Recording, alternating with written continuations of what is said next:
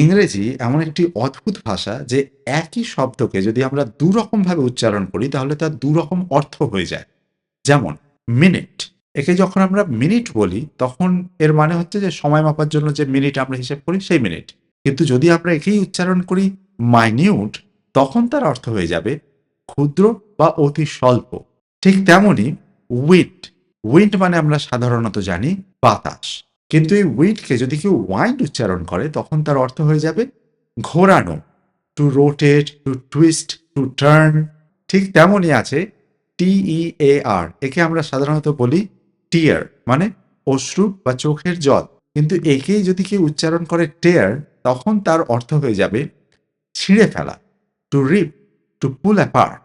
ঠিক তেমনই হচ্ছে বিওডব্লিউ, বাউ। বাউ যখন বলি তখন অর্থ হচ্ছে নত হওয়া। কিন্তু যখন আমরা বলি বো, তার অর্থ হয়ে যাবে ধনুক। তো ইংরেজি অদ্ভুত ভাষা। Best of luck, enjoy learning English.